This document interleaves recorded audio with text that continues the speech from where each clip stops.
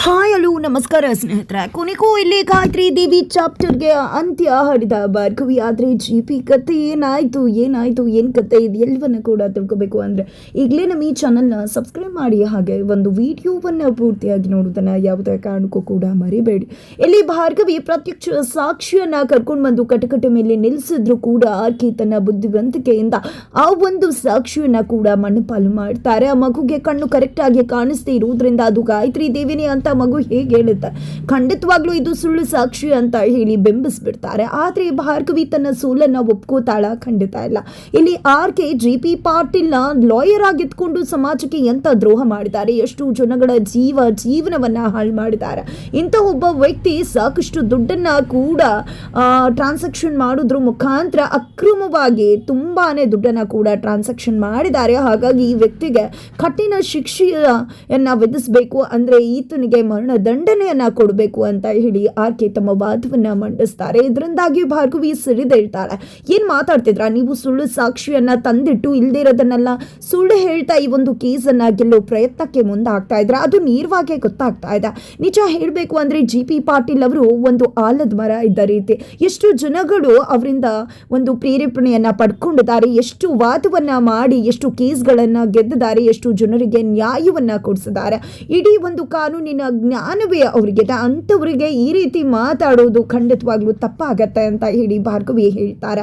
ಹೌದಮ್ಮ ಹೌದು, ಆಲದ ಮರನೇ, ಇಲ್ಲ ಅಂತ ಹೇಳಿದವ್ರು ಯಾರು? ಇಂಥ ಆಲದ ಮರನೇ ತಾನೇ ಹಣಕಾಸಿನ ವ್ಯವಹಾರವನ್ನ ಅಕ್ರಮವಾಗಿ ಮಾಡ್ತಾ ಇದ್ದದ್ದು ಅಂತ ಹೇಳಿ ಆರ್ಕೆ ತಮ್ಮ ಒಂದು ವಾದ ಮಂಡನೆಗೆ ಇಳಿತಾರೆ. ತದನಂತರ ಮತ್ತೆ ಅವರಿಗೆ ಶಿಕ್ಷೆ ಆಗಬೇಕು ಅಂತಾನೆ ಜಡ್ಜ್ ಮುಂದೆ ಹೇಳ್ತಾರೆ.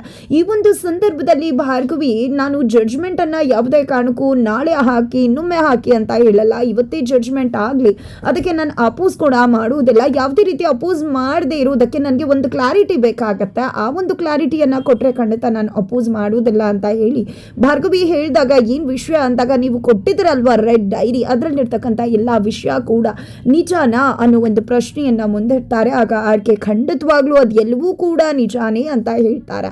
ತದನಂತರ ಇಲ್ಲಿ ಆ ಒಂದು ಬ್ಯಾಗಲ್ಲಿ ಇರ್ತಕ್ಕಂಥ ಒಂದಷ್ಟು ಪೇಪರ್, ಸುಟ್ಟು ಹೋಗಿರ್ತಕ್ಕಂಥ ಪೇಪರನ್ನು ತಂದು ಕೋರ್ಟ್ ಮುಂದೆ ಹಾಜರುಪಡಿಸ್ತಾರೆ ಭಾರ್ಗವಿ. ಈ ಒಂದು ಪೇಪರ್ಸ್ ನಿಜವಾದ ಡೈರಿಯಲ್ಲಿ ಇದ್ದಂತಹ ಪೇಪರ್ಸ್, ಇಲ್ಲಿ ಇರ್ತಕ್ಕಂಥ ಫಿಂಗರ್ ಪ್ರಿಂಟ್ ಬೇರೆ ಯಾರದ್ದು ಅಲ್ಲ, ಅದು ಗಾಯತ್ರಿ ದೇವಿಯದ್ದು. ಇದರಲ್ಲಿ ಇರ್ತಕ್ಕಂಥ ಟ್ರಾನ್ಸಾಕ್ಷನ್ಗಳೇ ಹೇಳ್ತದೆ ಗಾಯತ್ರಿ ದೇವಿನೇ ಗಂಗಾ ಅಂತ ಹೇಳಿ. ಇದನ್ನ ನಿನ್ನೆ ಇವರು ಸುಟ್ಟು ಹಾಕಿದ್ರು, ಆದ್ರೆ ಉಳಿದಿರ್ತಕ್ಕಂತಹ ಪೇಜ್ಗಳನ್ನ ಇಲ್ಲಿ ಮಗು ತನು ತಗೊಂಡು ಬಂದಿದ್ದಾಳೆ. ನಿಜಕ್ಕೂ ಕೂಡ ಇದು ಸತ್ಯಕ್ಕೆ ಹಿಡಿದ ಕನ್ನಡಿ ಅಂತ ಹೇಳಿ ಭಾರ್ಗವಿ ತನ್ನ ವಾದವನ್ನ ಮಂಡಿಸ್ತಾರೆ. ಯಾರು ಏನೇ ದ್ರೋಹ ಮಾಡಿ ಮೋಸ ಮಾಡಿದ್ರು ಕೂಡ ದೇವ್ರು ಅನ್ನೋದು ಖಂಡಿತವಾಗ್ಲೂ ಇದ್ದೇ ಇದ್ದಾನೆ. ಅದೇ ಕಾರಣಕ್ಕೆ ಸತ್ಯವನ್ನ ಗೆಲ್ಲಿಸಬೇಕು ಅಂತಾನೆ ಈ ಒಂದಷ್ಟು ಆಳೆಗಳನ್ನ ಸಾಕ್ಷಿಯಾಗಿ ಉಳಿಸಿದ್ದಾನೆ ಅಂತ ಕೂಡ ಭಾರ್ಗವಿ ಹೇಳಿ, ಆ ಒಂದು ಲ್ಯಾಬೊರೇಟರಿಯಲ್ಲಿ ಗಾಯತ್ರಿ ದೇವಿದೆ, ಅದು ಒಂದು ಹೆಬ್ಬೆಟ್ಟನ ಸಹಿ ಅನ್ನೋ ಒಂದು ರಿಪೋರ್ಟನ್ನು ಕೂಡ ಜಡ್ಜ್ ಮುಂದೆ ಪ್ರಸ್ತುತಪಡಿಸ್ತಾರೆ.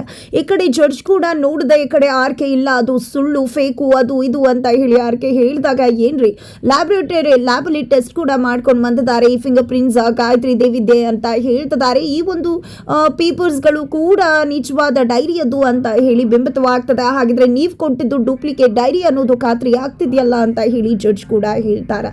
ಇದರ ನಡುವೆ ಗಾಯತ್ರಿ ದೇವಿ ಮಾತ್ರ ಇಲ್ಲ, ಇದು ನನ್ನದಲ್ಲ ಅಂತಾನೆ ವಾದವನ್ನ ಮಂಡಿಸ್ತಿದ್ದಾರೆ. ಆದ್ರೆ ಇಲ್ಲಿ ಭಾರ್ಗವಿ ಇದು ನಿಮ್ದೇನೆ ಅಂತ ಹೇಳ್ತಿದ್ರೆ, ಇಲ್ಲ ಇದು ನಂದಲ್ಲ ಅಂದಾಗ, ಹಾಗಿದ್ರೆ ಎಲ್ಲಿ ಹೋಗಿದ್ರಿ ನನ್ನ ನೀವು ಅಂತ ಹೇಳಿ ಭಾರ್ಗವಿ ಕೇಳ್ತಾರೆ. ನಾನು GP ಮನೆಗೆ ಹೋಗಿದ್ದೆ ಅಂತ ಹೇಳ್ಬಿಡ್ತಾರೆ.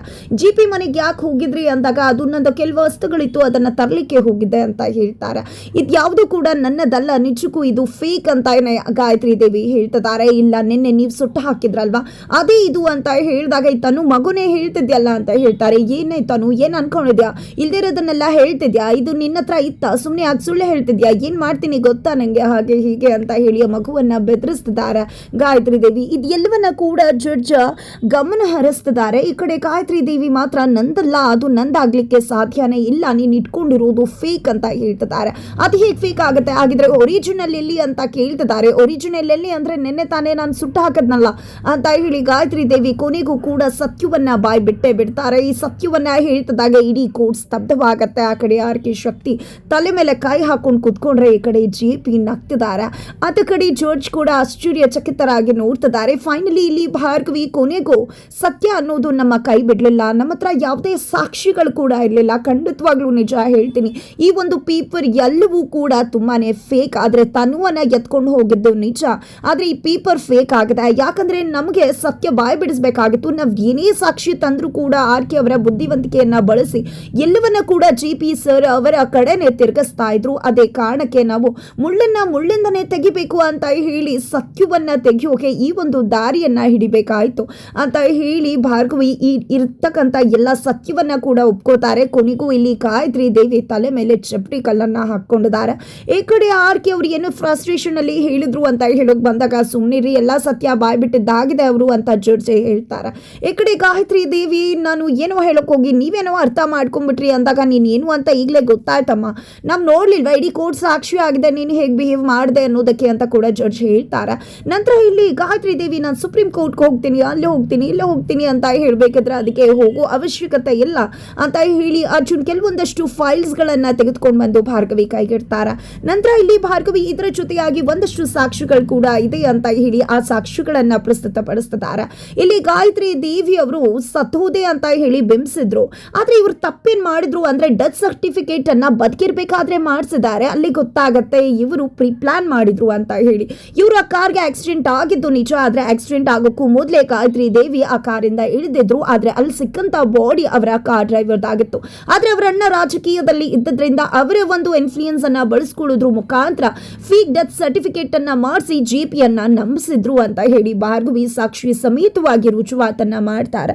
ಇದರ ಜೊತೆಗೆ ನಿಜ ಹೇಳಬೇಕು ಅಂದ್ರೆ ನಾವ್ ಎಲ್ಲೂ ನೋಡಿಲ್ಲ ಅಕೌಂಟ್ ಅನ್ನ ಸತ್ತಿರೋ ವ್ಯಕ್ತಿ ಬಂದು ಅದನ್ನ ತಗೋತಾರೆ ಅಂತ ಹೇಳಿ, ಆದ್ರೆ ಇವರ ವಿಶ್ವದಲ್ಲಿ ಅದು ನಡೆದದ. ಇವರು ಸತ್ತೋಗಿದ್ದೀನಿ ಅಂತ ಬಿಂಬಿಸಿದ್ದಾರೆ. ಎಷ್ಟೋ ಟ್ರಾನ್ಸಾಕ್ಷನ್ಗಳು ಬೇರೆ ಬೇರೆ ಕಡೆಯಿಂದ ಆಗಿದೆ, JP ಅವರ ಒಂದು ಹೆಸರಲ್ಲಿ ಕೂಡ ನಡೆದದ, ಆದ್ರೆ ಒಂದೇ ಒಂದು ಟ್ರಾನ್ಸಾಕ್ಷನ್ ಮಾತ್ರ ಡೈರೆಕ್ಟ್ ಆಗಿ ಇವರ ಅಕೌಂಟ್ಗೆ ಹೋಗಿದೆ.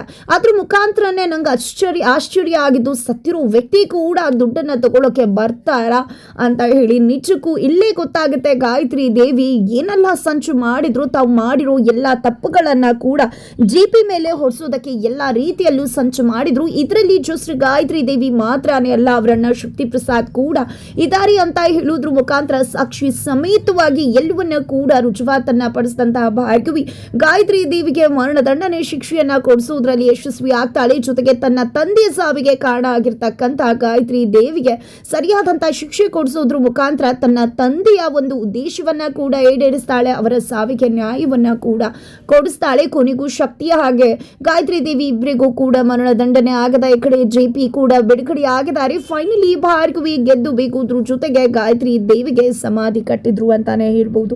ಹಾಗಿದ್ರೆ ಮುಂದೇನಾಗತ್ತೆ, ಯಾವ ರೀತಿಯಲ್ಲಿ ಕತೆ ಮುಂದುವರಿಯುತ್ತೆ ಅನ್ನೋದನ್ನ ತಿಳ್ಕೋಬೇಕು ಅಂದ್ರೆ ಈಗಲೇ ನಮ್ಮ ಈ ಚಾನಲ್ನ ಸಬ್ಸ್ಕ್ರೈಬ್ ಮಾಡಿ ಮುಂದಿನ ವಿಡಿಯೋಗೋಸ್ಕರ ವೇಟ್ ಮಾಡೋದನ್ನ ಮರಿಬೇಡಿ.